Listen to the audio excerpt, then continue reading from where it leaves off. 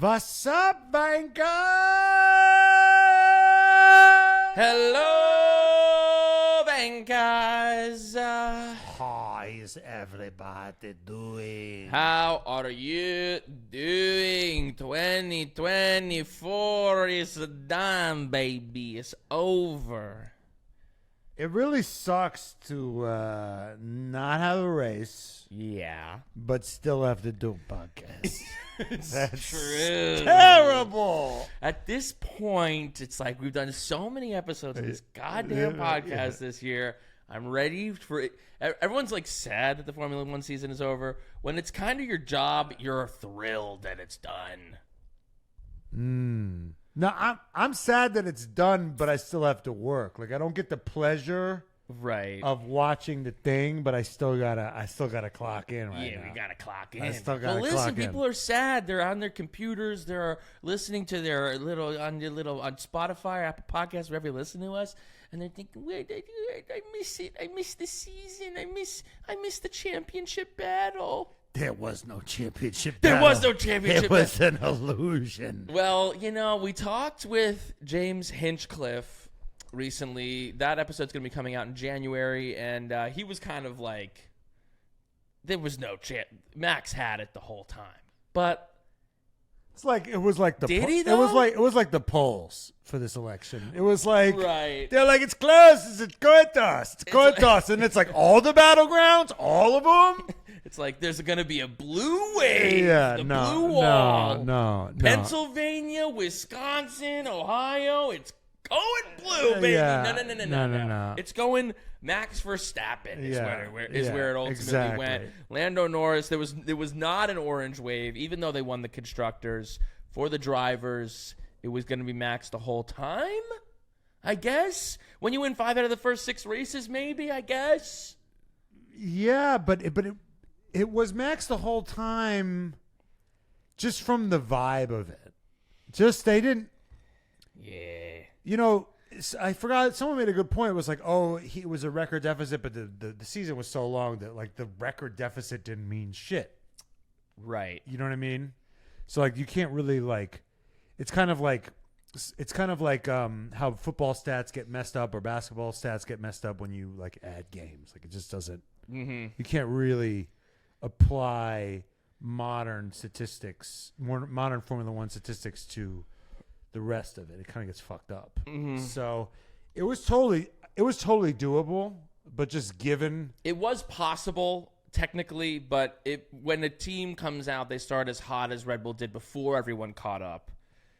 Then it was going to be an uphill battle. Also, given that this season was filled with once like McLaren had the edge for a bit, but then Ferrari kind of came in. There were like tracks that like Mercedes all of a sudden was like sexy and good, and then Red Bull was also, and then it rains in Brazil, and then Max fucking takes it. No, but we've gone over this like ad nauseum. Yeah. If McLaren maximized their package, and I mean McLaren as a whole, including strategy, pit wall, Lando, Oscar working together, starts. You throw that all into the mix. Yeah. Like, if you run the simulation, they're like Doctor Strange. There is a world. There's a timeline where Lando wins 10 races and he wins. Yeah. He wins the thing. It's just not this timeline. And I don't think it was ever going to be this timeline. Right. Because it's got to be a timeline where McLaren is like ready to go. Right. And they're like, it's on. They had to have believed it from the beginning. Right. They had to have been ruthless from the beginning. I think they were perfectly happy going in to get second, and to win the Constructors. And with the Constructors, they got ahead of their skis. Right. Yeah, and it's like we'll discuss 2025 in this episode. The FIA awards just happened. Lando rolling back some of his comments. Yeah. Even though those comments were maybe taken out of context in the first place, but still there was a bit of a Lando vibe of like, yeah, well, you have the fastest cars, so fucking shut up. Yeah, no, he was kind of guilty. He was guilty sort of. It was cumulative because he had been saying a lot of stuff like that over the course of his career. Yes. Ergo that, even though that specific statement wasn't as bad, as people like myself made it out to be. Right. Perhaps it was. Yeah, I kind of knew I was taking it out of context, but it was so fun. Yeah. It was so fun to take. Don't let the fucking. Don't let my my feelings facts don't care about your facts. My feelings don't care about your facts. But yeah, I think the reason is you would need a 2021 Max Verstappen / Red Bull type performance to steal that. Yes. No, you would have needed to be flawless given the deficit And ruthless. flawless and ruthless. Flawless. Ruthless. And that just wasn't in anybody's nature or in anybody's playbook this year. Right. Now, next year, maybe they'll be flawless. Maybe they'll be ruthless. Or maybe they'll have a car advantage. Right. Those are the two things that might happen. Yes, because it is going to be a question of next year. I think is going to be a lot closer the whole time, or there won't be what happened this year, where like one team first 7 races it's just theirs. I think next year is going to be a lot of fucking back and forth, a lot of chess, a lot of this 5th place is actually really good for this championship. There might be a bunch of people going for this crown next year, which is we need to say. I think it's important this year. You know, even though we didn't get the full championship battle going into Abu Dhabi, we did get it for the constructors. We didn't get it for the drivers, but like in this game, a season like this is rare. You gotta savor it. Gotta savor it because 2026, we're probably going back to someone's gonna be dominating. We're going to go back to a 2022, 2023 type season with someone dominating. Now, who that person is, not sure. But you know. Just not Mercedes. I just pray. Well, here's the thing. It's actually what might be interesting there because the top teams other than Red Bull, will see what happens with Checo. You know, if these rumors are to be believed that he'll be out and seemingly Liam Lawson will be in. If Red Bull has the dominant car going into 2026, then I think that's still going to be like just Max. Even I don't think that Liam's really going to be able to have the positioning or necessarily be ready for that moment to really challenge him. If it's Ferrari and it's Charles and Lewis, or if it's McLaren and it's Lando and Oscar going into 2026, the best we can hope for is a Nico Rosberg Hamilton situation. The best we can hope for is that Red Bull, that whatever team Max is on, probably because even if Max is not at Red Bull, wherever he goes, yes. that second driver is fucked. Yes, whoever he is. By dint of his ability or by dint of how the team is going to be set up, that guy is fucked. So you got to pray that if somebody's a superstar, if somebody produces the team is way ahead, that you're going to have a Nico Lewis situation. Yeah, that's the best you can hope for going into 26. So we got to savor 2024. Yeah. We especially have to savor 2025. But here's the thing. I got to say this. Yeah. This is my prediction for 2025. I know this is 2024, but I'm excited. Yeah. This thing, if all the cars are somewhat equal, yeah. If it's kind of like a pick'em, it's really going to be a battle between, in my mind, 2 drivers are going to have the advantage. It's going to be Max Verstappen and George Russell. Those are going to be the guys that are not going to have teammates that are fucking with them. Yeah. Because Liam will be new. Yeah. Because we think it's going to be Liam. Yeah. I'm pretty sure. We're pretty sure it's going to be Liam. And we know Red Bull's vibe with that. It's there's an expectation there as well. Not going to hate that. And Kimi, even if he's great, is probably going to take some onboarding. Yes. So George is going to have that going for him. Yes. So if all things being equal, Lewis and Charles are going to be taking points off each other on their good weekends. Yep. Lando and Oscar are probably going to be taking points on their good weekends. Yep. So those 2 teams are kind of going to be handicapped by their talent. Right. But George and Max will have cleaner runways. Yes, and all that is true. The thing that is interesting going into the year is that I think that the 2 strongest teams will be McLaren and Ferrari. So I think that Mercedes and Red Bull will be weaker. Their cars will just not be as good as often.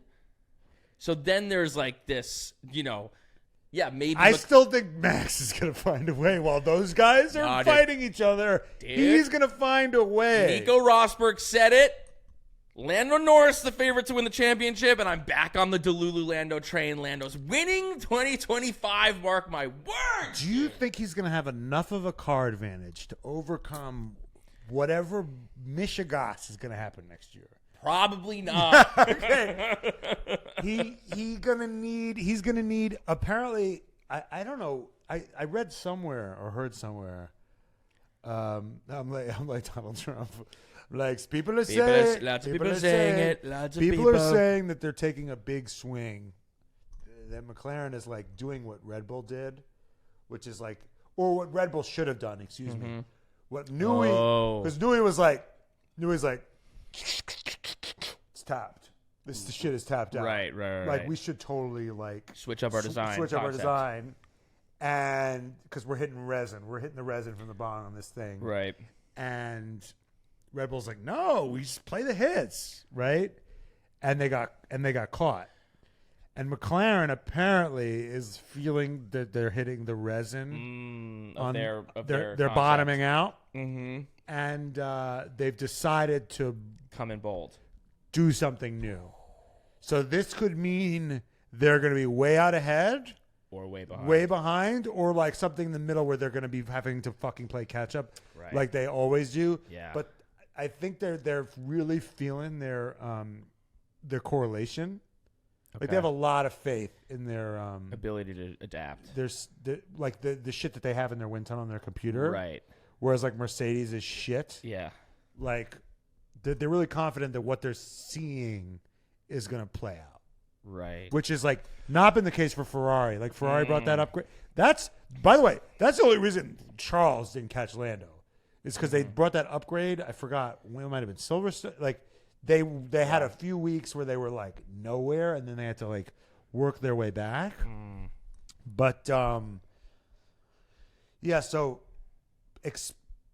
they might come out really strong. They might come out nowhere. I don't know. It might be dramatic with McLaren, whatever happens with them. I mean, it definitely is going to be, because no matter what happens. If this year proved anything, is that these guys and gals over there love the fucking drama. Yep.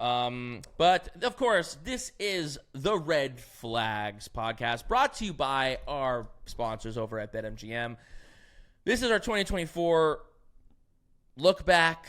A little bit of a 2025 look forward. Also, get on the Patreon now, because it's the off season, so we're going to be doing some fucking crazy stuff over there. Okay. Vegas, as you know, we have teamed up with BetMGM this season, and we are using BetMGM lines to make all of our picks. And if you haven't signed up for BetMGM yet, use bonus code DADDY, and you will get up to $1,500 first bet offer on your first wager with BetMGM. Here is how it works. You download the BetMGM app, and you sign up using the bonus code DADDY, because we're fun. Deposit at least $10 and place your first wager on any game. You'll receive up to $1,500 in bonus bets if your bet loses. Just make sure that you use the bonus code DADDY when you sign up. Don't forget, if you haven't signed up for BetMGM yet, use bonus code DADDY and get your first $1,500 first bet offer today. See BetMGM.com for terms. 21 and over. U.S. promotional offers not available in New York, Nevada, Ontario, or Puerto Rico. Gambling problem? Call 1-800-GAMBLER. Available in the U.S. Call 877-8-HOPE-NY or text HOPE-NY for New York. Call 1-800-NEXT-STEP for Arizona. 1-800-327-5050 for Massachusetts. 1-800-BETS-OFF for Indiana. 1-800-981-0023 for Puerto Rico. First bet offer for new customers only. Subject to eligibility requirements. Rewards are non-withdrawable bonus bets that expire in 7 days. In partnership with Kansas Crossing Casino and Hotel. Don't forget, if you haven't signed up for BetMGM yet, use bonus code DADDY and get your $1,500 first bet offer today. Before we get into this year, looking back, I want to talk about this Mohammed Ben Sulayem moment that happened in the cool down room. The Trump thing. Haven't we talked about this? We haven't really talked. We hypothesized that this is what happened. You know, this guy who was out. Are we sure that's what he said? It's 100% what he said. It's 100% what he said. Are you sure it's not what we want him to No, say? I looked it back because I was like, what the fuck did he... Context. In the cool down room in Abu Dhabi, Mohammed Ben Sulayem's there, kind of chilling with the boys. And then at one point he goes, Lando. And then Lando look at me. Look at me. Right. And then Lando looked over, and then he said I was like, what did he say? He pointed to Zach Brown, and he said, I couldn't understand what he was saying. And then someone was like, watch it back. What he said was, he said it was Trump. Meaning Zach said it Meaning was Trump. Zach said it like as a joke, like in private. I don't know. I don't know Zach Brown's politics, but he said like because Trump came to Miami. That's And where that they was won the their turning first point, race. right. That was a big turning point for McLaren. So he probably made a joke. Oh, like God, we thank Trump for this. Yeah, and Trump was like, it was me, right? Like Right, even yeah, Trump yeah. Of made course. that obvious joke. Trump said, "Of course, it's me." But on the television broadcast, in this cool down room that everyone He's watches, 1 for 1 in like fucking up a cool down room. he calls over to Lando and he's like, he said it was Trump. And Lando kind of like sees it as like, okay, like, okay, do I have to fucking engage with this thing? And for this guy who made it his like a fucking rule, don't bring politics into this shit. He got onto Vettel for his. He got onto Lewis for Black Lives Matter. He got onto Vettel for his gay pride initiatives. You know, the rainbow colored accoutrement that he was wearing. And he was saying, you shouldn't bring your politics onto a racetrack. This should be a politically neutral job. Right. And not only did this guy post on his Instagram congratulating Donald Trump on winning the election, he starts making jokes about Donald Trump on a broadcast in FIA in the final race. So it's just one of these things where it's like, I mean, you can take a guess where our politics lie, but it's just if you're the guy who's going to suppress people from talking about politics, and then when you talk about your politics, the politics that you like, you're like, these are different fucking things. It's just hypocrisy. It's just hypocrisy. It's just hypocrisy. It's just hypocrisy. Yeah. And this guy, I'm basically watching, what you're saying. I'm watching the Senate doc right now. I'm watching not the Senate doc, the Senate Netflix show. Yeah. And there's just all this him and Balestri. He's just fucking going at him, and it's just I'm just into it. You know what? I'm what's into unfortunate? the referees being told to fuck off. You know what's unfortunate is we don't have a Senna. Right. Max just doesn't care enough about that. He's not he's not passionate enough about taking on the authorities. Right. Like, well, he got pissed off one time with the cursing, and then he Totally. But then he kind of dropped it because he's like, whatever, this doesn't really make me faster. Right. And it's not even necessarily, it's like the politics thing, that's one aspect of it. But it's the firing the race director. It's the jewelry shit. It's the underwear shit. It's the all the ways in which he wants. It's the inserting himself into every picture, photobombing. It's him talking inserting himself in terms of what should Formula One be valued at. Yeah. That's actually bullshit. Yeah. No, it's overvalued. Like throwing his hat into rings that is where they shouldn't be thrown. And the steward, I mean, there's the stewards shit. Yeah. There's so many issues that can make racing better. This guy doesn't seem to be interested in any of those issues. We should never be talking about the FIA one time. Ever. One time. Anyway. Because, I mean, look, you look back at the 2024 season, and I'm just... There's too much Mohammed Ben Sulayem. It's like there's too much FIA. It's like your cable company. Like, how many times should you be thinking about your cable company? Never. It's just supposed to work. Right. It's like you should be thinking about your internet provider. Yeah. You should just be on the internet. Right. They're the internet provider. They make sure everything runs smoothly. And guess what? It doesn't run smoothly. It's their fault. Yes. Anyway. I mean, that's it's like looking back on this season, it's like there was so much great racing. Why am I spending so much time talking about the fucking FIA? But just sort your shit out. Hold on 1 second. In that way, isn't he an amazing FIA president? He's keeping things interesting? Like in a slow race, we could always bash him. Sure. I mean, but this is a season. That cartoonish hypocrisy is just manna from heaven. For sure. For us. To talk about. But this year there was enough shit to talk about on track. If this was a boring season, right, we might need him in 2026. We might need him down the line. But I was like, this season was so great, and there was just so much Right. Mohammed Ben Sulayem, and the FIA that I was just like, get this the fuck away. Okay. Whatever. Just had to say that before we get into this episode. It's just too much. All right. End of year. Let's discuss. We had predictions. You're also getting sued by Susie Wolf. Right. We're forgetting things. There's more shit. There's more so shit. much I can't even keep track of all the shit. There's so much shit. Okay. So, we had Constructors predictions. All right. And This is what we predicted. We believed that Haas was going to be last. So we're for our listeners, we Yes. are evaluating. We at the beginning of the year, we tried to guess how we thought the season was going to go. Yes. So now, apparently, these are what I guessed. This is what we guessed. Apparently, We were in lockstep except for one thing. So this is what we guessed together. We thought that Haas was going to be in last, then Stake, then Williams, then Alpine, then Aston, then V-Carb in fifth, then Mercedes in fourth. wow, Let's fucking go. fucking huge brain. Then I had Ferrari in third. You had McLaren in third. I had McLaren in second. You had Ferrari in second. We both had Red Bull winning the Constructors. Oh my god, Now, I don't remember any of this fake news. Here's where we thought. So Haas got seventh this year. We had them in last. They got seventh.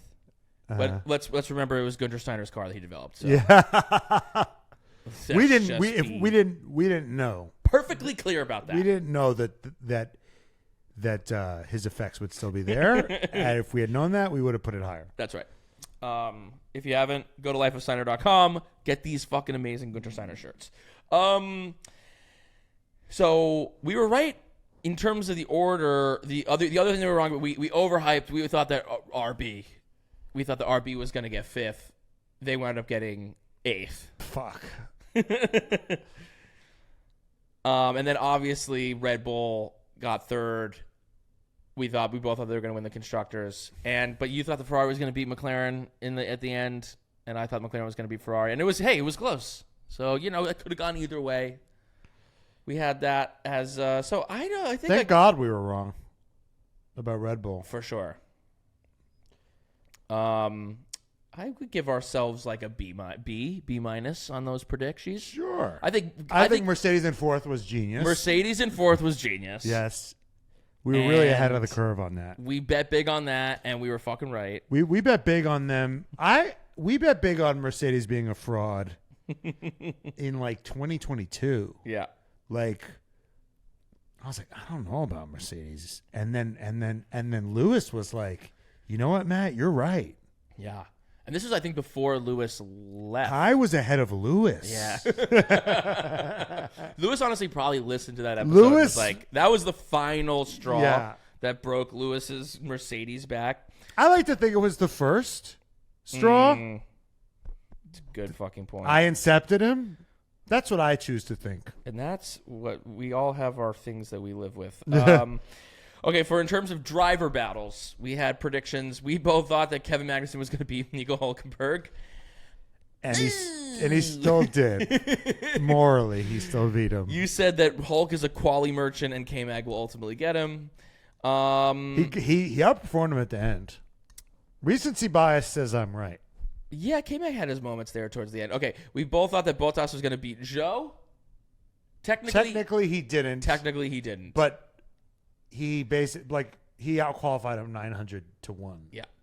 But Zhou had that one day. Joe had 1 point. Okay, we both thought that Albon would beat Logan Sargent. We thought that we had an over-under. Does Logan Sargent get 8 points?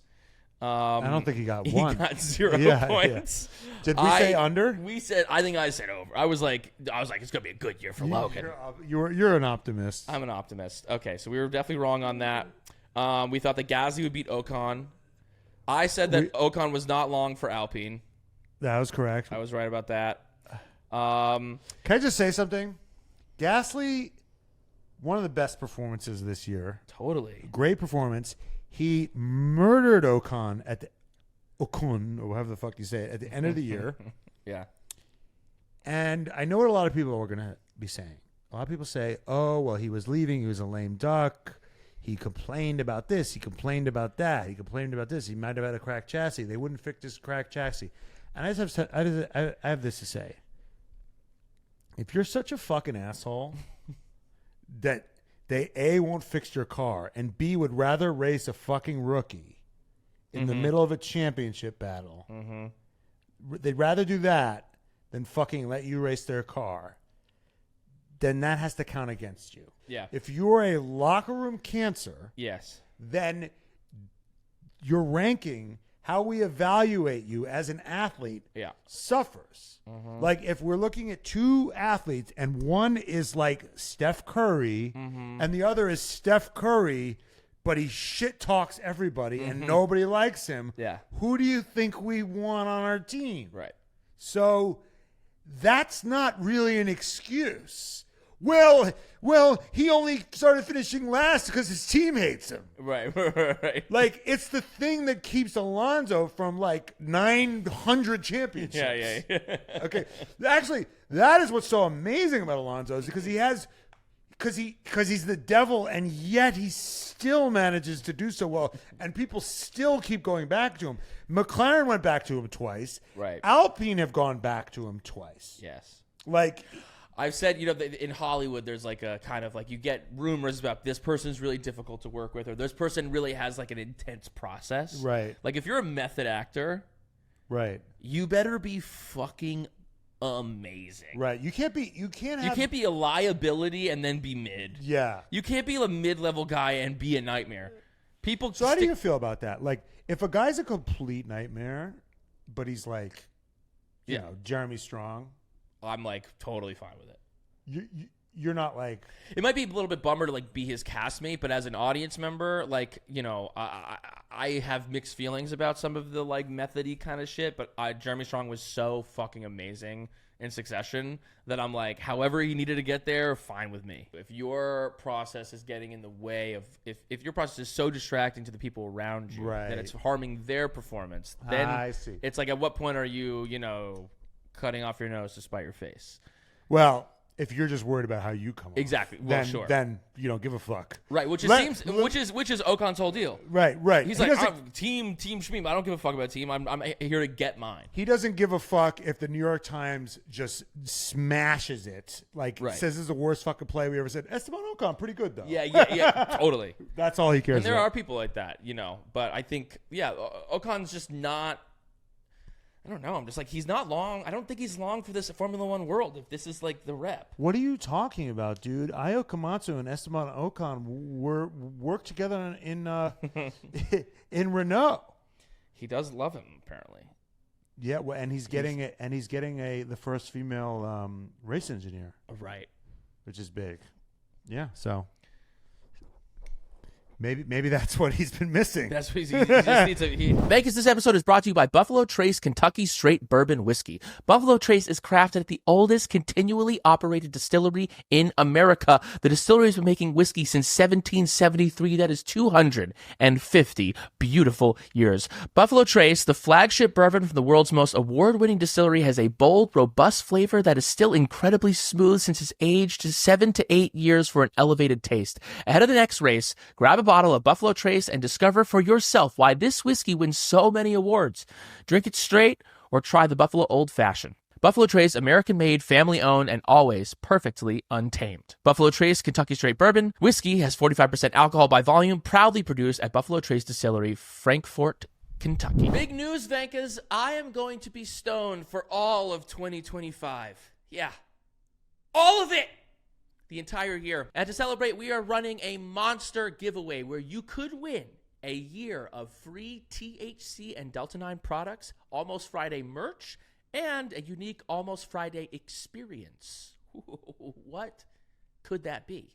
All you have to do is click on the link in the description below, fill out 2 to 3 questions on how you like to get high on the weekends, and you are good to go. We are giving away free shit for an entire year. Let me repeat, a year's worth of items, and it's made really easy for you to enter the giveaway. But here's what you have to do. You have to be 21 or over to enter. You have to fill out a quick, short survey, and you've got to love just having a good time. And hey, you listen to the Red Flags pod. You listen to Vanka Hours. What more of a good time do you need? Go and enter, and we'll see you on the other side, Venkers. All right, now back to the show. So Esteban Ocon's race engineer is named Laura Muller. With the umlaut. With the umlaut over the U. Say, hey, she might be my cousin, dude. Yeah. My long-lost cousin. Yeah. I got to call her up. Yeah. I just realized I had a fucking cousin, who's out in L.A. who wants to meet me. And I'm like, okay, I didn't even know you existed. Hey, my cousin works for fucking Formula One. I mean, Muller is a very common name in Germany.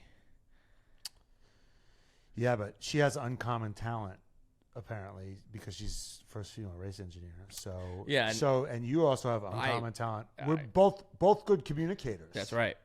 Both good communicators. How about that? So maybe a Muller can finally turn this thing around for fucking Esteban Ocon, can make him fucking act right. The Ocon whisperer. That's right.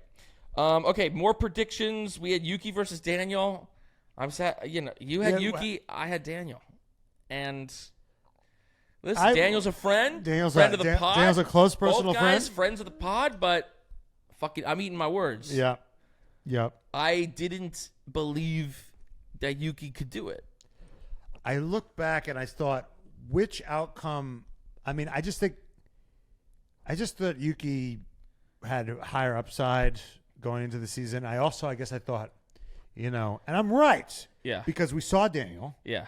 Seems pretty fucking happy. He was like, yeah, I'm good. Yeah. Like, I'm really happy. Yeah. Some of these drivers, like, they don't have a zest. It doesn't seem like all of them have, like, a zest for life like he does. Like, it's totally. like, what would they eat? Like, Alonso, like, what would he even do without it? Right. Yes. Daniel Ricciardo's not that. He has a love of life. He loves people. He's actually has, like, we saw him at this event, he was actually enjoying mixing with people. Right. Randoms. Formula One will not make you love people. Formula One will make you hate people. So in a lot of ways, I think Formula One was probably, like, antithetical to, like, who he is. So I don't think, like, Yuki beating him was, like, a sad ending. It's like, but like Daniel, like, running Yuki out of the sport, that would have been a sad ending. That would have been sad. Yuki's got to get his money up to open his restaurant. To open his fucking restaurant. So yeah, Yuki, you had it there. We had Lewis versus George. We both had Lewis. I think we said it was going to be a bloodbath and a massacre. That was What not was the final case. tally? What was the final tally? Lewis had 223. George had 245. And let's remember that George did win that race, and it got taken away.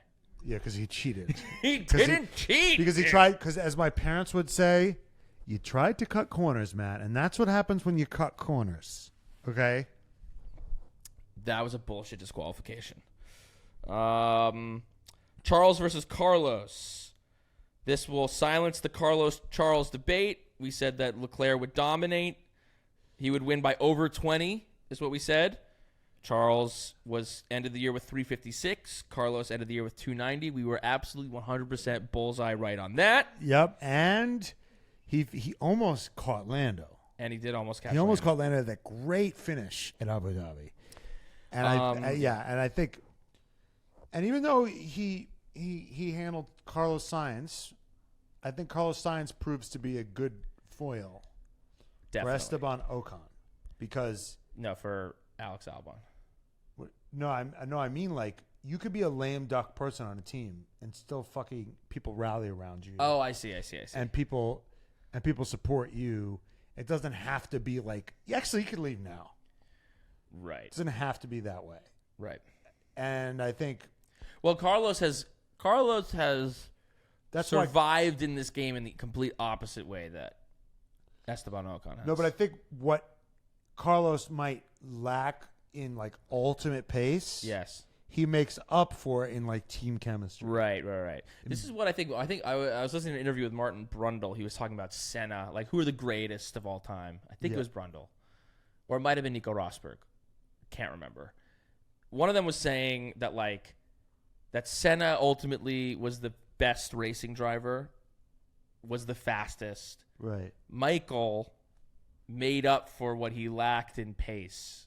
He wasn't even necessarily, like, just the fastest guy. He was a workhorse, right? He was a workhorse. He got the entire team behind him, motivated everybody, and just had kind of, like, a bit more chess, grit, the mentality thing. But it was, I'm watching back this Senna show, and he's out here just like destroying cars because all he wants to do is go as fast as physically possible, just like destroying his engine. Prost talk about that. Yes. This like he was Prost. I think cost himself a title. I mean, sort of Senna cost himself either a win or an entire championship because I think he blew his engine or he crashed because Prost was saying he didn't just want to beat me. Yeah. He wanted to humiliate It was in Monaco. Yes. I think the first year that they were teammates, he was trying to lap Prost. Yes. And he was just going He's full pushing tilt full out. and he crashed.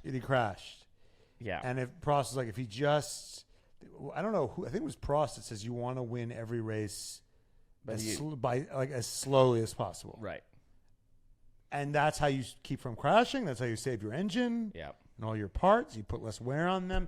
So, yeah, I think Carlos has that. I think Carlos has a bit of that. The Prost. He's cut from a Prost cloth. But I think, whereas Leclerc, I think, is cut more from obviously like a Senna cloth. But in terms of like being a company man, I think Leclerc is very devoted to Ferrari. I also mean in terms of like, not just in terms of like work ethic, but in terms of like, like Robin Williams in Dead Poet Society, getting people to rally around you. Oh, Captain, my captain. Right. Having that charisma.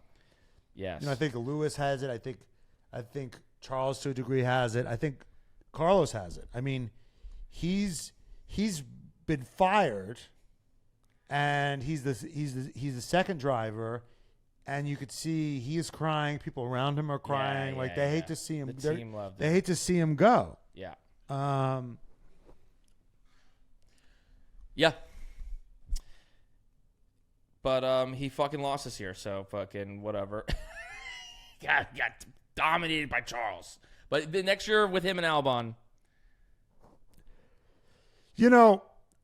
As much as I've been on Carlos Sainz fraud watch for a while, by fraud I mean all I meant was he's not like in the top tier. I think he's in tier 2. Yes. I honestly think he's right next to George Russell. I actually think I would put him even with George Russell. Totally. He might not be as fast as in quali, but he makes fewer mistakes. Yes. He's like less insane, safer pair of hands. So it's like they're not. It's not Harvard, but they're just going to Northwestern. Yeah, they're going to Georgetown. Yes, they're maybe going to Cornell, Brown. But you're not going to Harvard. Yeah, exactly. Still Ivy League. But it's not Harvard, Princeton, Yale. Penn, Jenny, let's go. Yeah. Yeah. But it's just not quite. You're still a good student. But you're just not at Harvard. Okay. But I want to expose. Oh, right. But major fraud watch, Albon. Yes. And if there's someone who can expose, and if there's a benchmark. That's the golden benchmark. Carlos Sainz is like the guy. It's like, you think your guy's great? Let's put him up against Sainz. If he's worse than Sainz, he's now immediately tier 3. Yes. Which is your dead man walking. And if he's better than Sainz, he's now tier 1 suddenly. Yeah. Actually, I got to adjust everything. Tier 1 right now is just Max. Yes. Tier 2 seems like it might be maybe Lando. Charles and Lando. Tier 3, I think, is like Carlos, Lewis, and right now George. For these crazy Lewis fans and George this year. And George, based on their current performance. Carlos, Lewis, and George, and then maybe Alonso. I would also maybe put Piastri around there. Maybe. Piastri, yeah. So it's Alonso, Lewis, George, Piastri, and who else did I say? Lewis, George, Piastri, Carlos. Yeah, So those, and then below that, I mean, you could argue Gasly is in there. Then you're like with the. I think right now you have like the Albons, the Gaslys. Right, Albon and Gasly. Maybe K-Mag. No, I put Gasly over. See, I put Gasly over Albon right now. if I have to choose. I think he's at the top of that area of tier 4. of tier 4. Yeah. I think Gasly's on top of that. I think then it's got to be. See, I don't know where to even put Albon at this point. Right. Well, I think right now there's a big old question mark behind Alex Albon. Yeah. Because of what happened with Colapinto when he came in. And I think then he handled him. He did, but I think that also Colapinto kind of his youth got a little bit ahead of him. It wasn't necessarily like Colapinto was putting in clean races. He was like crashing every fucking day. It was like he was throwing it into the fucking barrier. But the thing is he was playing like a high risk, high reward game. He's playing a high risk, high reward game, which meant that on sometimes he was like, oh fuck, he's faster than Albon, and other times like, oh shit, he's in the wall. Right. I mean, he crashed in Brazil. But let's remember that Albon fucking crashed a bunch this year. I mean, that's true. apparently. Now, is that the car, though? But apparently. That's why Carlos Sainz is the best benchmark, because if Carlos Sainz throwing in the wall all the time, then we'll know. We will have an answer next on year. Alex Albon next year. Because yeah. Carlos Sainz is that good that we know exactly what he. Like, Carlos has shown that he can just fucking be good wherever he goes. Yeah. He's never bad. Yeah. You want a solid. He's a cockroach. He is a fucking solid. He's like a 2010 guy in the NBA. Just every 20 points, 10 rebounds every fucking game. Valanciunas. Just solid. One of these fucking guys. Get you the points. Get you the points. Good fantasy player. Great fantasy player. Consistent. Yeah. Which is what you want. Which is what you need in a team like that, especially. Okay. Oh, apparently, like they're fucked. 2020. Williams is just like 2025 is just a wash, because financially they're so in such a hole because of all the crashes this year. Oh, just the cost cap. Just the cost cap. They're already like fucked going into the next year because they've had to like spend so many resources just trying to get cars on the track. That's so dumb. Yeah. That sucks. And that's why you need Carlos Sainz, because honestly, like Carlos Sainz doesn't fucking crash. He had a few. He'll get in tips when he's like maybe like going for a win, but he doesn't like.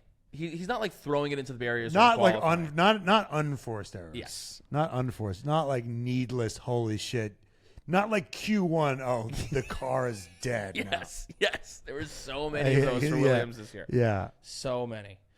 Oh my god! When you add up Albon, Logan Sargent, and Colapinto, you're like, fuck, dude, brutal. I mean, as exciting as Colapinto was, from a sheer just. Holy shit, don't crash. Who could they have hired that could have saved them this trouble? Oh. Who is even like, is there anybody that recently went away that is just milling around? Like, is there another Hulkenberg? Right, yeah. Who's the current Hulkenberg? Who could they have hired? There's like, who retired? It's like nobody. Who? Vettel? It's like Vettel. Right. It's literally Vettel. Yeah. It's just like, hey, Vettel, can you just like drive this car around and not crash it? Yeah, maybe give us some good feedback. Yeah, it's been so long since like because if crashes are like gonna fuck you that hard. Yeah. Then like why are you even? I know Colapinto was great and exciting, but like if you can't afford to have him learn. Yeah, I do think that probably part of the decision making is that they're so probably laser focused on 2026 because they're not trying. I don't think that they're like, and then in 2025 we're gonna be like some great. I think all their efforts are probably already on 2026. That's where all their attention's going. Sucks. Jay's saying that they had 17 crashes this year. 17. Here's the other thing. 24 races. Here's the other thing: is if you have a cost cap, and crash damage counts for the cost cap. Yes.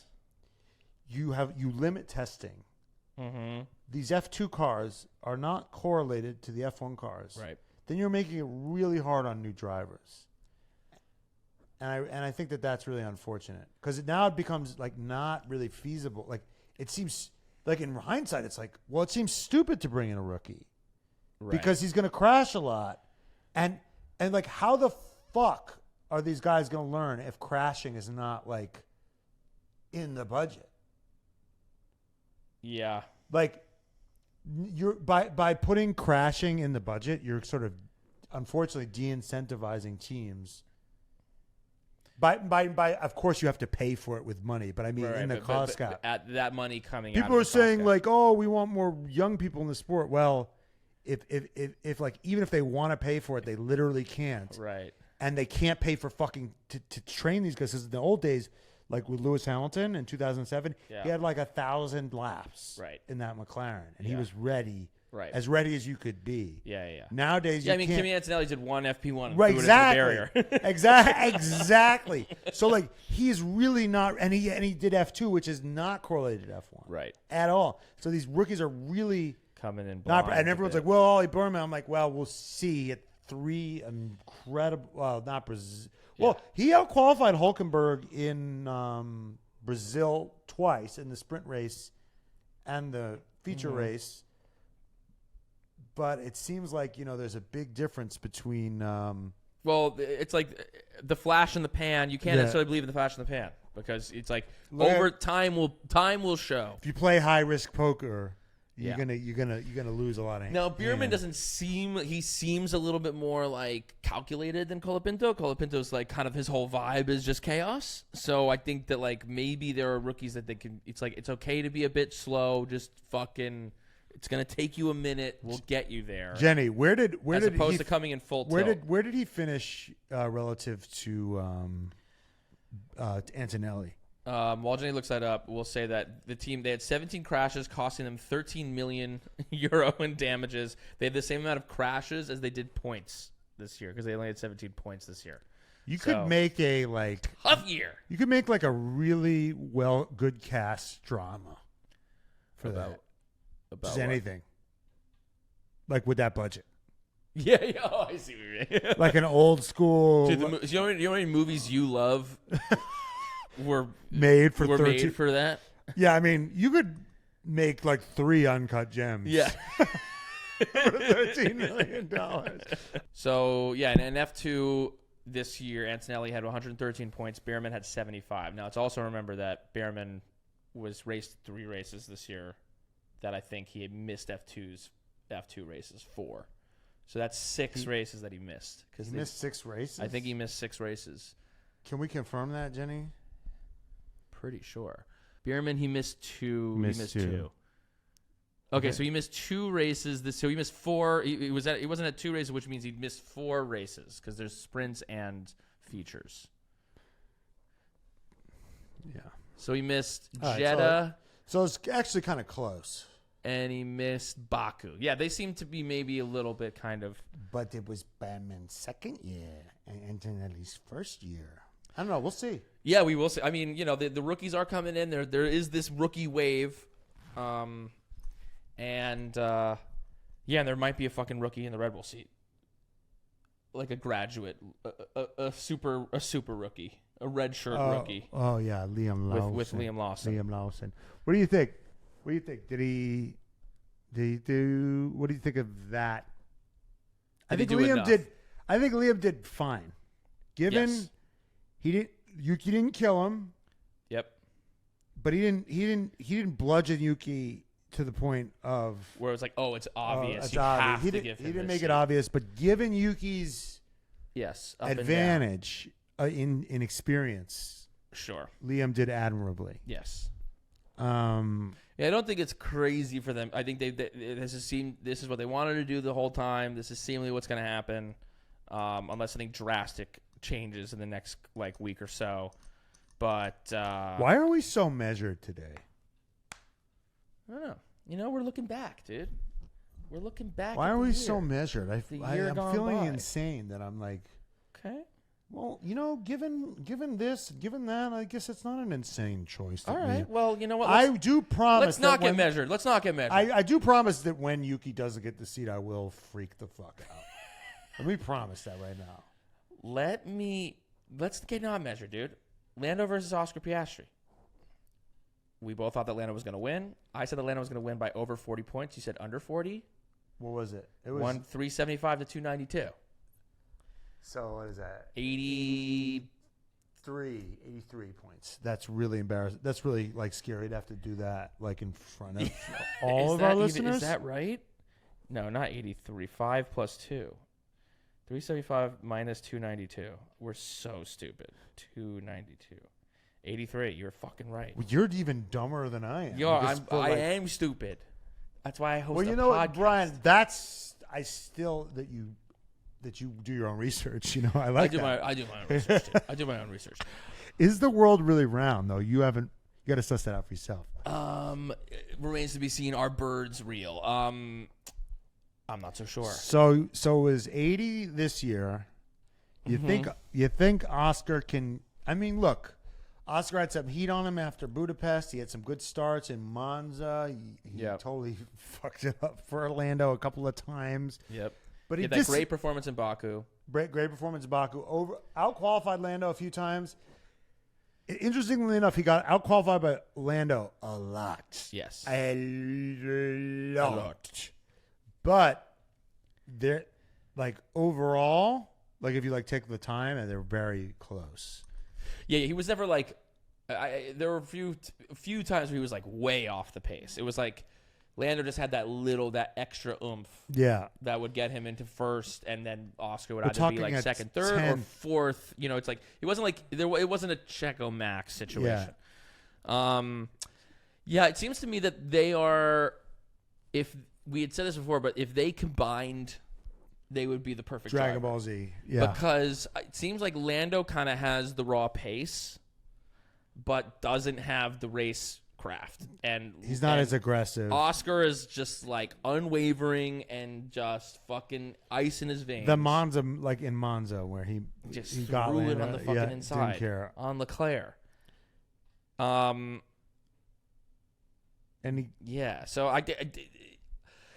I'm not sure. I think what this season did, because especially because it would look like there was a point there where like Oscar was going to be like, I know, like I am the captain now, like I'm fucking running this shit. But I do think that Lando just does currently have the pace advantage, and I don't know if like next year all of a sudden like Oscar's going to be on some new shit. It's just a question of like, can Oscar maybe improve that and how much closer put do you think himself he'll in the get? positions? How much closer do you think he'll get? I think that all kind of depends on what the fuck Lando does. I believe in that Oscar is going to get better every year. Yeah. I don't know what the fuck is going to happen with Lando. Yeah. Will Lando get better every year? I don't know. There might be, like, is there going to be a tipping point for him? And I think this next year will kind of be like the moment. Does he come in like Nico Rosberg in 2016, guns a fucking blazing, I'm here to win this championship? Or if he does it start to go wrong, and then he doesn't believe in himself, and then he self-sabotages? Like, it's interesting because, like, I think Oscar still has room to grow in terms of his driving. Mm-hmm. I don't think Lando has much improvement. No, I think he's there to do. in terms it's just of mental. Pace. It's yes. It's just mental. It's mindset. It's approach. Yes. Now, can that stuff change? Like that's the question. Can he change his mindset? Can he change his mentality? Can he put himself? By the way, well, you can believe in it. I don't know if it's necessarily. It's just like there's a degree of it which is just like belief. It's like we've seen it enough times. I think with other champions, with the LeBrons. You know, like LeBron had a thing. He can't win a championship. Right. And then he wins a championship. He has a clutch moment. Then all of a sudden he's like, I'm clutch. I've silenced the doubters. Right, but you have to go out and do that. There's two types of championships, though. There's a Max 2021 championship, yes, and there's a Max 2022 championship. Yes, those are two, and there's a Max 2024 championship. Those are different championships. Well, 2025 will be a 2021 or 2024 type championship. It won't be a runaway. Hopefully. It won't be a runaway. So obviously, if Lando has.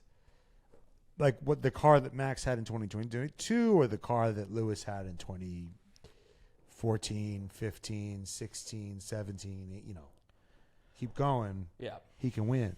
It's just a question if he only has the car that Lewis had in 2021 or if he only had the car that Max had this year, what can he do with it? Yeah. Is the question next year. Because that's probably what he's going to have. Mm-hmm. He's not going to have a world-beating car. No. So that's the question. He did also say in the FIA thing, he was like, I was happy to be second to Max sometimes because he's such a great champion.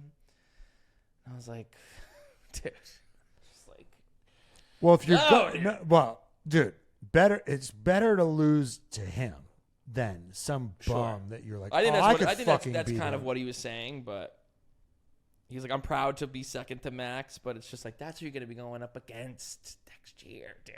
Like, think about it. He's going to be in the conversation with, Senna. Yes. He's a Schumacher. He's a Rushmore guy. He's now Lewis. I mean, I'm sure there are guys being like, I lost to fucking, that guy. Well, Kiki Rosberg. Kiki Rosberg? Yeah. I lost to fucking Kiki. No. Well, Kiki, that was crazy. Lucky. Wasn't it Villeneuve? Wasn't he the Villeneuve died? So Villeneuve died. Yeah. And then Peroni, Yeah. who was the other guy in the Ferrari, Yeah. got his legs crushed. Yeah. And then it was crazy because Kiki Rosberg was like chasing down Peroni, Yeah. who was in a hospital. Right. And not racing. It was like right. It was like what Lando was doing to Max. Yeah. But with a guy in the hospital who was not racing. Right. It was like, can he do it? Like it was Right. crazy. Yeah. And he did it in the last race. Right. Okay, our last prediction was Max versus Checo. You, Matt, thought that Max would win by 175 points. I thought that he would win by 150 points. What Max actually won by was, wait for it, 285 points. He won by that much? He beat Checo by 285 points. Wow. And we're like not Checo heads. No. And we were like I guess we were trying to be nice. We should have said like 400, so then we'd be like, "Oh, look at that! He did better than we." Expectations. What's your expectation going to the thing? No, I mean, brutal year for Checo. It seems like the writing's on the wall. He's not going to be in Formula One maybe next year. It's so funny tough way to go out. It's so funny that Christian was like, "I'll give him like a contract extension to motivate him," and now Checo is jamming that extension up his ass. Yeah. Better pay me, bitch. Well, I think Checo's got good fucking people. Checo's got good lawyers. Checo's got good people behind him. He wasn't signing something that was just going to be like ironclad, like the only. But it's crazy because it was like what we heard was he gave him this thing with like all these out clauses so they could fucking slit his throat whenever they wanted, and now Checo's like, "Nah, bitch, you got to pay me." Right. And it seems like Christian did this maybe good faith thing that he's now ruining. Well, it's funny because it's like the other Red Bull contracts with the Gasly and Albon. I don't think that they don't have a robust team behind them like Checo does. I feel like Checo just like his people looked out for him and made sure that he was going to be protected. You know what it is? You know what it is? It's like Christian really wanted it to work with Checo. Yeah. Wanted it to work so bad. This contract was like when you're fighting with somebody and it's going really bad. So you're like, let's get a dog. That'll fix it. Yes. and now it's like they're fucking. It's gone bad, and now what are you gonna do about this fucking this dog? The marriage is suffering, so you have a kid. Yeah, exactly. It'll save the marriage. Will it? Christian's like, new contract. That'll fix it. That'll fix this thing. Yeah, dude. So those were all of our predictions. We did pretty good. I would give us another B minus. Better than average. We've got there some was things this TikTok of a teacher with I guess Gen Alpha kids now. Yeah. Who's like going like, he was like, okay, so if you get a 60, that's Sigma. That's bad. You do not want a 60. 70. Mid. Yeah. Mid. And he just like went through. Right. And you are not, but you're not, it's not a sleigh, it's mid. Yeah. Not yet a sleigh. And then 90 was like sleigh or Riz or starting to 100 was I guess this is the alpha. Oh, Alpha. Or Zay or Thaden or whatever. They have these weird. They're into Greek letters. These we love that, Gen Alpha. Sigma. It's Sigma. Sigma is like good. That's the best. Wait, and then what was the worst? Somebody correct me. What Gen Alpha? What is it? What should a F? D. Oh, what should we give all the drivers? Yeah. What would we? Well, obviously, in red flags terms, I guess Max is Sigma. should we make up our own? Daddy, Karen. Oh, aren't we giving our? Let's just do it. Let's do what. Let's go into our awards. Vegas, not only does Cash App sponsor our favorite perfectly branded Formula One team, but they also make it easier for you to save money so you can do the things you love, like going to an F1 race. Listen, to be honest, we thought that Cash App was just a way to send people money. Hey, Cash App me for that. But it's a way faster and simpler way to bank. You can start saving with as little as $1, no hidden fees, no minimum balance requirements, no account fees. And we all know that overdraft fees make no sense. Why are you charging someone if they don't have any money? Plus, when you deposit $300 or more in paychecks, you can get up to $50 in free overdraft coverage. It pays to get paid on Cash App, so go download the app today. What are you doing? Now back to the show. We're going to do our awards for the year. Let's based on statistics. Based on statistics, because dude, wait. I want to give a shout out to our Red Flags team. Huge thank you to everyone who's helped this thing that we do here over at Red Flags. We got to thank Alex. We got to thank Sherilyn. We got to thank Robin, Cher, Issa, Gen Z intern Issa, Aniela, who's been huge this year. So many clips that you've seen have all come from Aniela. Marcy, also doing amazing clips. Connor, who helped us with these stats that we're going to be looking at in a second. Ainsley, Malia, and Gabby. We got to thank all of you. Brian Baker, of course. Yeah. And Jenny, Jake. I mean, everyone who's involved. But, these are kind of maybe more of the behind-the-scenes people. The behind-the-scenes unsung heroes of Red Flags. We love you guys. Thank you so much for all the work that you've done. We really, really appreciate it. And Connor, who we were just discussing, actually compiled some statistics. Wow, that is crazy. Some statistics of who I'm are looking daddies, at Red Flags, radios, legends, hottest, Karens, and paybacks. Who won these the most? Okay. So we're going to start with Daddy of the Year. Now, Daddy of the Year currently, from what happened this year, wow. it's a dead tie between Lando Norris, Max Verstappen, and Charles Leclerc. So we gave them each Daddy of the Year 3 times. Yes. So it's a Daddy of the Day 3 times. Daddy of the Day. So it's a question of, so for Daddy of the Year, of the 3 of them, who's getting it? I mean, we know. I mean, I could just pick anybody though. I could just Daddy of the Year. Oh God, it's got to be Max. He's just got Kelly pregnant. Well, yes, on track Daddy of the Year, and now off track, about to be Daddy of the Year as well. Yep. So obviously, Max Verstappen's going to get Daddy of the Year. It fits. It fits. Radio of the Year. George Russell got the most amount of radios of this year with 35.3%. Of the radios. Charles Leclerc had 29.4, Lando had 17.6, Max also had 17.6. Well, they were tied. But what was the best radio this year? Dude, you know what I think might be mine was Charles ranting. They You're a nice guy, and they fuck you. Yeah, that's it. You're nice. I mean, how that was such a I don't know why we ever considered it, because he always gives the best radios. Yeah, he gives great radios. I am stupid. No. He gives such vulnerable radios. Yes. Like other guys give great, it's like George Sassy gives radios. kind of fun radios, weird radios. Yuki's, that was another, why? Max. Why? Yes. They give great radios, but Charles just kind of like trauma dumping. Yes. On radio. Yes. You're a nice guy, then they fuck you. Yeah. And then he apologized, like, shit. It was so I right. radioed It was so that whole. beautiful. Yeah. I think that's got to be. radio, There was also the Charles Try It in Spanish, which people loved. Yes. There was, that the Simply Lovely.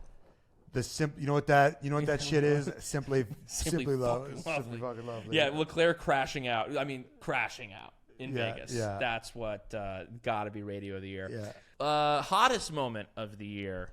So Oscar Piastri actually took the most hottest moments with 26.3%, followed by Charles Leclerc, then Carlos Sainz, then Yuki Tsunoda and George Russell. Wow, Max not making it there. Because we probably gave him other shit throughout. Yeah, but what was the hottest moment this year? It must have been, I think if we're going off Oscar, it must have been one of his overtakes. Mm-hmm. I mean, do we want to give it to Albon's overtake? But it was an accident. His like double overtake. Double. That was maybe one of the best. But Liam was like, "There is no fucking way in hell." We asked Liam about this. There's no fucking way in hell he did it on purpose. Yeah, it was awesome. Yeah, he tried. He basically, I think, was trying it on one guy. The other guy slowed down. He's like, "Fuck, I got to go 2. Yeah, I'm gonna crash." Yeah. People were saying Max's win in Brazil might be hottest. I mean, this is not go off of our thing. We can choose our own hottest moment of the year. This is just, information. The hottest moment of the year might have been Ocon going off. Ocon going wide in Brazil. Max passing him. Yeah. Or no, Ocon not going out. Max just went around Ocon. Yeah. And then Lando went off. Right. Yeah. And then George got him. That was the hottest moment of the year. Yeah, I mean, I think Charles Leclerc's lap 1 in Abu Dhabi might be the hottest moment of the year. The legend of the year. It's got to be Max in Brazil. Yeah, okay. We'll give Max in Brazil to legend of the year. But okay, so for hottest moment of the year, what was hot this year? Max, dude, Charles some of those, start. Charles the start, but also, some of those Oscar Piastri overtakes. In Monza and in Baku. Mugging. Fucking. All the Lando muggings. Lando mugging. It was hot. Yeah. It was hot shit. So, we'll give it to Oscar Piastri combo. His overtake on Lando in Monza, and then his overtake on Charles Leclerc in Baku. Hottest moments of the year going to him. Okay, Karen of the year. It's got to be George Russell. This is tied between Lando, George, Lewis, and the FIA coming in as a close fourth. It's tied?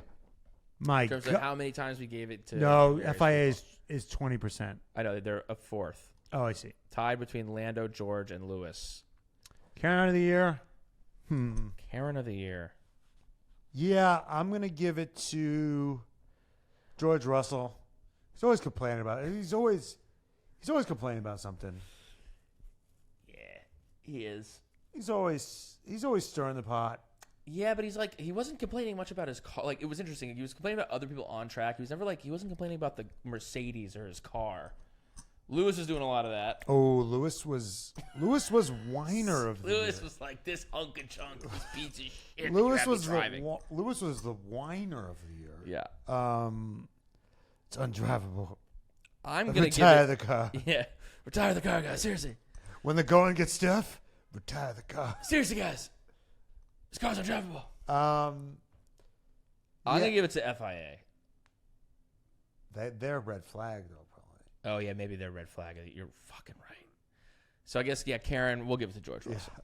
I love that the worst award is what we're named after. Yeah. That's the worst award you could get is named after our podcast. That's right. All right, we're going to do Legend of the Year brought to you by our friends over at Sunoco. I mean, it's got to be Max in Brazil. It's got to be Max in Brazil. It's I mean, or yeah. Hear me out. Okay. Yuki Tsunoda. Go on. Managing to just keep his job and keep his job despite nobody on that team liking him. That's kind of legendary. That is kind of legendary. Kind of legendary.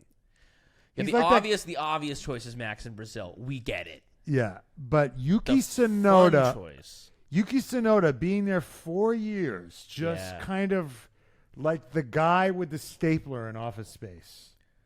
Like they kind of just forgot about him. Yeah. And he's like, "Where's my stapler?" And then he burns the whole place down because he's so disgruntled about his stapler. That's Yuki with this, but the stapler is his Red Bull seat. Right. I'm also just my mind's going to Liam Lawson giving Checo the middle finger in Mexico. That was crazy. That was crazy. Kind of fucking legendary. Especially he's about to take his job. I mean, kind of legendary. Wow. You know, the internet feels like kind of divided on Liam Lawson. It's just like the dude's got fucking moxie. You can't take that away from him. The dude doesn't give a fuck. Yeah. Here's the thing. If Checo had done that to anybody else in their home country, you would have loved it. Right. So let's kind of try to judge it on that basis. I mean, I'm here for Liam's fucking chaos. I think it was ill advised. I think it Right. was ill advised, like, know your audience Right. a little But bit. what legendary moments are well advised? All right. Yuki keeping his job. Keeping his job without getting... it's like, how the fuck have you been here this long? You haven't been promoted. Right. Like, He's it's just like usually you go... But he's like stuck in middle management. He's just like stuck in like his... It's kind of not legendary. Yeah, it's not particularly legendary. Stagnation. Stagnation is is not legendary. But we'll see what happens because it's like if Liam comes into the seat next year and he's stinking it up,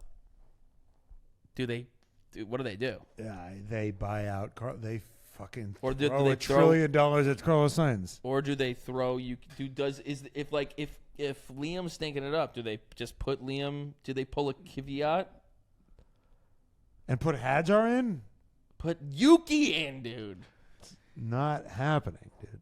I know, but if Liam's stinking it up, they're gonna put Hadjar in before Yuki. Jesus Christ, this. Come on, guys. No, dude. Legend of the Year. It's fucking Max. It's Max in Brazil. Yeah. We can dance around it. It's gonna go down. There are these moments in a racing driver's career. These races where they get incredibly lucky. that define them. That's right. Yeah, that might have been Karen moment of the year, is Lando calling it lucky. Yeah. That is gonna go down in history as one of his most iconic drives. And we were all able to witness it. And the British media was like, yeah, but why is he annoying other times, though? And I'm like, shut up! We got Payback.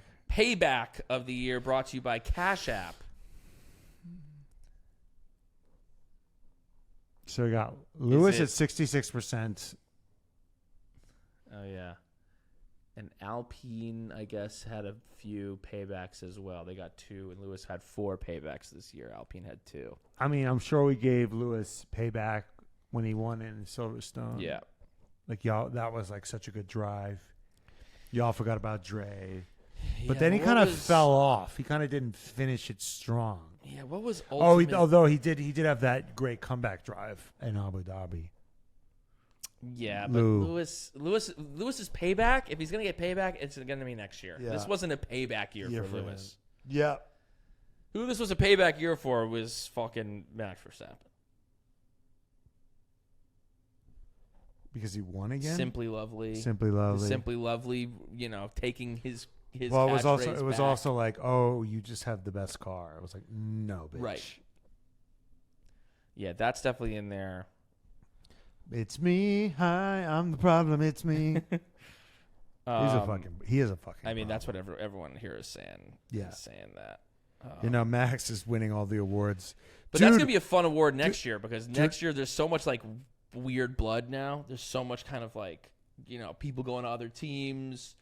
Ocon. If Ocon and Gasly start getting into some shit. Ocon and Behrman. There's Lewis. There's Carlos Lewis shit. There's Lewis on Mercedes. Bad Lewis blood. on Leclerc. Lewis on Leclerc. There's going to be so much. I think they'll be civil unless there's a title fight. Yeah. Which there fucking will be. So I don't think it'll be civil at all. All right. And red flag of the year. It's got to be MBS. Yeah. The FI The motherfucking A. Yes. Red flag of the year. Firing the race director. Getting accused of corruption, pissing off the drivers so much that they write an open fucking letter to you, photo bombing. We've said it. We've said it. Hypocrisy. So you know what? Also, I'm thinking was a big red flag moment. was the McLaren handling of the race, the positions with Lando, and when was that, in Hungary? Okay, but at some point we have to let this go because Lando didn't have it. He never had it. There was too many. But like it just the handling of that was just like so crazy. Oh, the fact that The like, emotional Lando, manipulation, the like, just how they did that. it was like, hey, Lando, like maybe it'd be nice, like at your convenience, you could, I don't know, give it. They should have said, bitch, give it back. Right. So that was problem. That was also maybe a radio of the year. Yeah. Lando, think of every Sunday meeting. Right. Lando. Yeah. You're going to need the team. If you want to win a championship, you're going to need the team. You're going to need Oscar. That whole fucking... Hungary was incredible. Hungary was incredible. You're gonna need Oscar to completely mug you at fucking Monza. And they're really keeping score now. What was the sprint race? And he was like, here you go. Brazil, and then he gave it back to him in Qatar. Yeah. Because he was like, I want to clear the deck. Yep. I don't want to carry. I don't want any fucking APR. It's actually a very you thing to do. What? It's like, well, the record will show.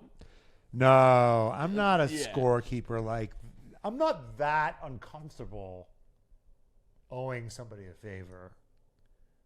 Like, I have a friend that like can't owe anybody favors. He's got to pay it back right away. It's like in where like it's The Office, right? Where Dwight is like, I love doing people favors because then they owe me. Yeah. Then he does Andy a favor, but because Andy's so polite, he does him a favor. Then Dwight does him. They just keep doing each other favors, and neither one wants to like leave it. Right. It's crazy. Yeah. That's what's happening over at McLaren. Lando doesn't want Oscar to be like, yeah, you'll just owe me one. Yeah, right. No. You know, that he doesn't want that. No. Yeah. Here's your fucking point Yeah. for this season that's over. Yeah, I mean, I do think that's like kind of how these guys kind of like think and operate a little bit. And McLaren told him not to do it. Yeah. He just fucking did it anyway. Yeah. And by the way, they're always like, it's so hard to let someone buy. Who knows? And it's like, these guys prove that they're good enough that it's fucking easy. They're professionals. Yeah. All right. I mean, those are our awards. That's the year. Any final thoughts for 2024? I just got to yawn, man. I'm tired. That's my thought. It's just was a long year. It was a long year. I'm really grateful, though, for all of you guys' support and making it possible for us to pursue this and have so much fun doing it. We interviewed Liam Lawson, Yuki Tsunoda, Daniel Ricciardo this year. Zach Brown. Susie Wolf. We got Gunther Steiner as our co-host. We got Gunther Steiner as our co-host. How do you forget it? Sometimes you forget. You do forget. You're like, you're walking around, you're getting coffee or whatever it is, and it just hits you like, holy shit, I have a podcast with Gunther Steiner. That's fucking crazy. It really is so crazy. Insane. And you tell other people, you go, I have a podcast with Gunther Steiner, and they go, who is that? I'm like, oh, if you only knew. If you only knew. Because a lot of normies don't know. But yeah, it's pretty fucking insane. Yeah, it's been a crazy ride. 2024 has been a crazy year for us. And hey, who's hoping that 2025 is only we can only hope that it would be equal or better. You know, it's like we said about this next. It's like these are the two. Because listen, 2026. The sport's going to be worse until this podcast is taking a dive. Yes. So subscribe now. So this is the time to get in because 2025 is going to be like our last year of ascension before some fucking stagnation and this, you know, when the sport's kind of going to be boring for a bit. So now's the time. And I'm not happy. I'm not hopeful about the swapping DRS for this other fucking thing. Mm-hmm. This like energy recovery system. Yeah, it just might muddle it. It's just like, oh, they're deploying now. I get. Who knows what they're deploying? Right. I mean, we need a light. We need like an indicator. You need like it like in Mario Kart where you can like see the turbo. Yeah. You have to be able to see the turbo. Right. You need flames coming out of the back of the car. Right. Yeah. Yeah, so we're doing the Vankies with Gunter. That'll be out on Thursday. More awards with him. We'll do predictions, like in January.